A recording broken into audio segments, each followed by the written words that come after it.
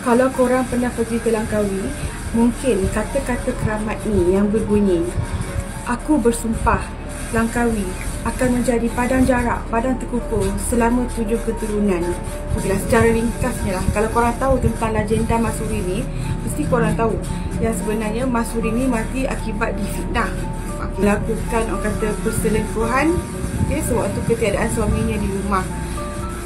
Dan dalam keadaan dia teraniaya, sewaktu sebelum dia menghembuskan nafas terakhir dia menjatuhkan sumpahan dia yang berbunyi, aku bersumpah Langkawi menjadi padang jarak, padang terkukur selama 7 keturunan. Dan dikatakan selepas kematian arwah Masuri itulah orang kata tentera Siam mula menyerang Kedah. Dan orang kata orang yang memfitnah Masuri itu juga habis. Orang kata ahli keluarga, perempuan dia semua habis orang kata diru oleh tentera Siam pada waktu tu. Aku nak share tentang pengalaman orang yang pernah ambil air dari Telaga Masuri. Maksud aku air tu direct dari Telaga Masuri. Kisah ni first orang kata aku sendiri yang alami. Waktu tu aku ada mengalami orang kata breakup yang teruk tau dekat muka aku. Sebab aku tu salah pakai produk. Aku tak sebut nama panjang lah. Aku bagi contoh lah nama produk tu D.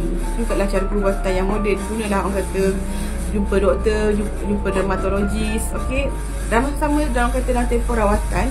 Lepas tu ada yang suggest, ni cara tradisional lah, pergi dekat Telaga Masuri, orang cakap ambil air dia basuh muka kau, kalau boleh minum, kata orang macam tu. Tapi aku tak berani nak minum lah, aku just cuci muka aku kat situ je. Lepas tu orang kata dalam setahun tu boleh katakan sampai aku berulang alik dekat Langkawi, semata-mata nak pergi makan Masuri tu, nak ambil air telaga dia je. Korang pelik kan, kenapa aku nak kena ulang alik, nak pergi 2-3 kali? Kenapa aku tak terus masukkan botol, bawa balik je? Tak dinafikan kalau dekat-dekat dengan orang kata makan Masuri tu, masa tu ada dia macam sebelah orang kata pergi Masuri, ada macam satu pondok tau yang mendakwa dia jual air tu direct dari Telaga Masuri. Air tu dah dibotolkan lah dalam orang kata botol 500ml macam tu. Tak silap aku waktu tu sebotol dia jual RM2. Lepas tu tapi aku tak beli orang kata daripada botol tu, aku cedok terus daripada telaga. So nak jadikan kisah, aku bawa balik dekat aku punya orang kata homestay. Masa malam aku nak tidur tu, tiba-tiba orang kata aku dalam keadaan sleep paralysis. Aku rasa macam aku ternampak ada satu perempuan pakai baju yang gelap. Aku tak tahu lah baju gelap dia tu sama ada orang kata biru gelap ke, sebab masa tu lampu pun orang kata rembang-rembang dalam bilik aku. Lepas tu dia tunduk je.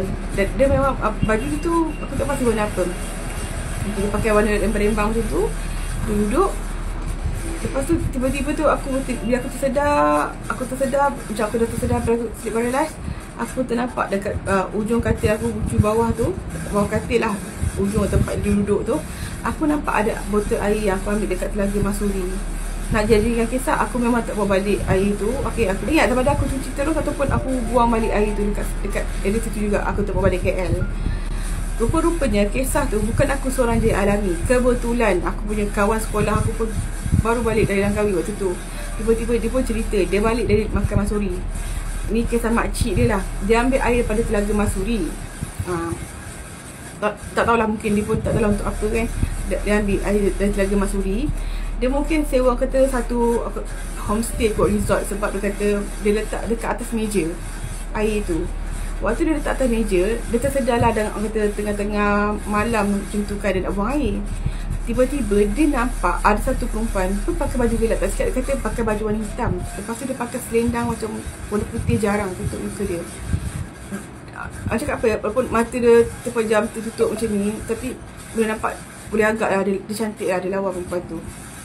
Itu makcik dia, tak tahu sama ada makcik dia teruskan niat pergi toilet tu tak, macam mana. Lepas tu besok pagi tu baru tersedar tempat perempuan tu duduk pun tempat dia letak air dari Telaga Masuri itulah. So kisah tu, kisah yang sama aku alami dengan makcik dia. So aku nak tanya pendapat korang, ada tak antara korang yang pernah bawa balik air direct dari Telaga Masuri? Ada tak korang mengalami orang kata simptom-simptom aneh macam kita orang? Ataupun mungkin air tu korang beli tapi tak kena gangguan?